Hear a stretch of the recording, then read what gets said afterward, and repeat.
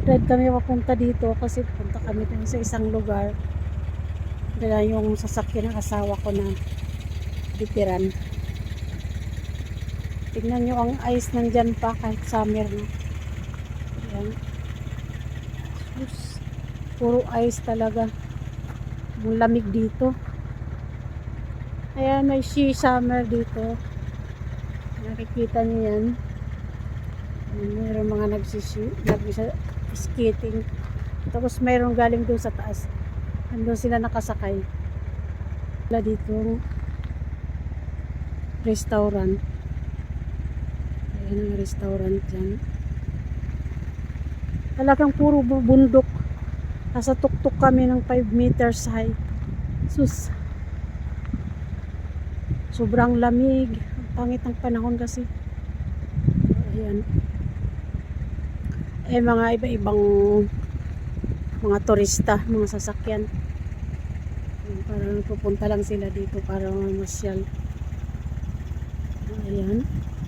Nasa palibutan kami ng mga kabundukan.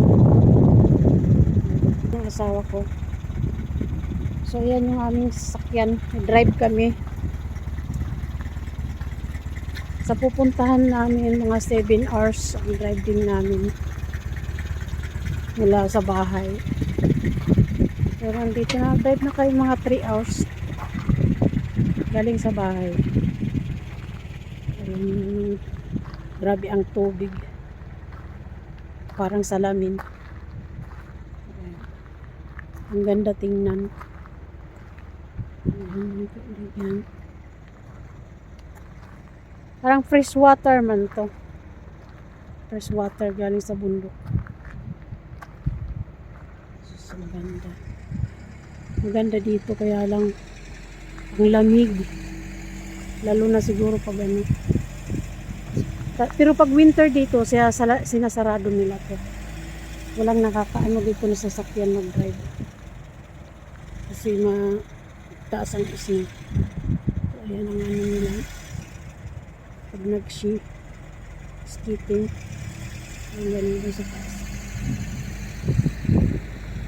Ayan ang paligid. Kaya lang hindi makita masyado ang bundok. Kasi mapangit ang panahon. Sa palibot kami. Nasa gitna. Ayan. So ayan ang aming sasakyan. Mag-drive na kami ulit. Maraming salamat po sa inyong lahat. Thank you for watching. Thank you sa aking mga subscriber. Sa aking mga viewers.